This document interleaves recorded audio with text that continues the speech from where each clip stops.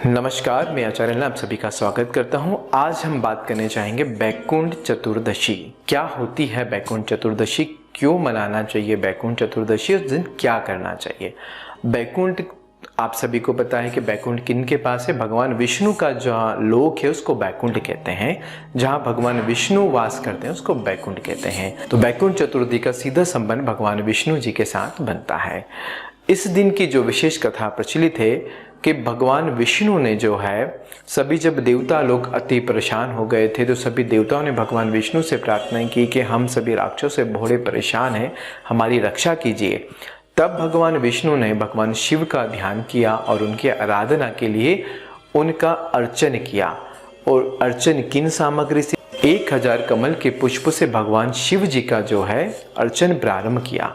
भगवान भोलेनाथ को उन्होंने 1000 कमल के पुष्प चढ़ाने थे, पर 1000 कमल पुष्प के चढ़ाने समय भगवान शिव जी ने उनके परीक्षा के लिए उनके पास से कोई 2 कमल के फूल जो है हटा दिए। तो भगवान बड़े चिंतित हो गए कि जब मेरे इतने कमल के पुष्प चढ़ चुके हैं अर्चन में, 2 फूल कम हो गए हैं, तो उसके लिए क्या करूं। तो भगवान को कमल नयन कहते हैं। तो भगवान ने कहा कि मेरे नयन भी जो है कमल से कम नहीं है।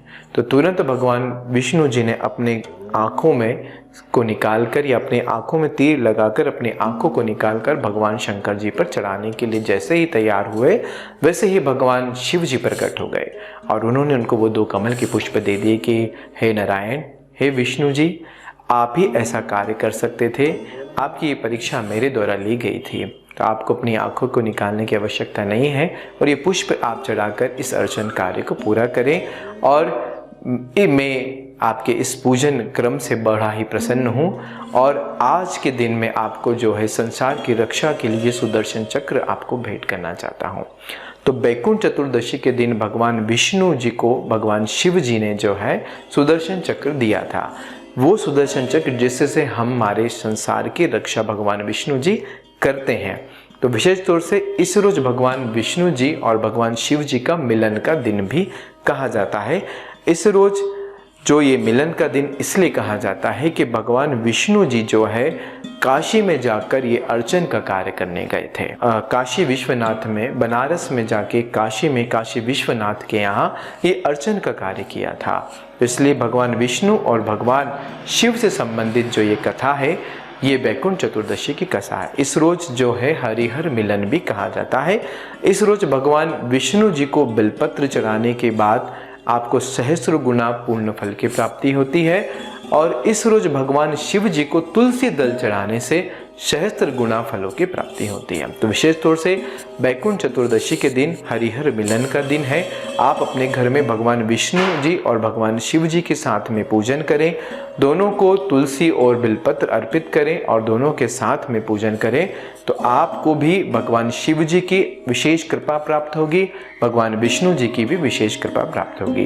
तो बैकुंठ चतुर्दशी के दिन कहा जाता है कि इस दिन किया हुआ सारा पुण्य, इस दिन किया हुआ जो भी पूजन पाठ, वो आपको भगवान विष्णु की शरण प्रदान करता है, भगवान विष्णु का लोक प्रदान करता है।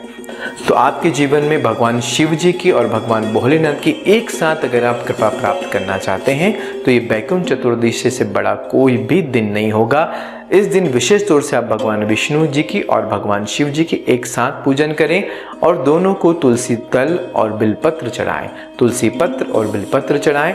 देखिए आपके जीवन में बैकुंठ चतुर्दशी के दिन जिस प्रकार भगवान शिव जी ने प्रसन्न होकर भगवान विष्णु जी को सुदर्शन चक्र दिया है, उसी तरह आपको भी जीवन में भगवान विष्णु जी और भगवान शिव जी का अनंत आशीर्वाद आपको प्राप्त होगा और आपके जीवन में आने वाले सभी संकट स्वतः ही दूर हो जाएंगे। तो ये कार्तिक मास का जो विशेष दिन है, जो एकादशी से प्रारंभ होकर पूर्णिमा के दिन तक का होता है, इन 5 दिनों में अगर आप सुबह जल्दी स्नान करके दीप दान करें तो ये आपके जीवन में साल भर के सारे जो भी पाप किए गए हों या जो भी दुष्कृत किए हो गए हों, उनको कहीं ना कहीं कुछ हद तक कम करने में आपके लिए ये 5 दिन जो है बड़े ही शुभकारी रहेंगे। तो आप भी इन 5 दिनों में भगवान विष्णु जी की विशेष आराधना करें, दीप दान करें, सुबह स्नान करें और कार्तिक महोत्सव का जो कार्तिक के जो कार्तिक का 1 महीने का उत्सव होता है, इन 5 दिनों में पूजन करके वो उत्सव का आनंद या उस उत्सव के उस महीने के सभी पूर्ण फल को आप प्राप्त कर सकते हैं। तो पुनः आप सभी को वैकुंठ चतुर्दशी की बहुत बहुत शुभकामनाएं।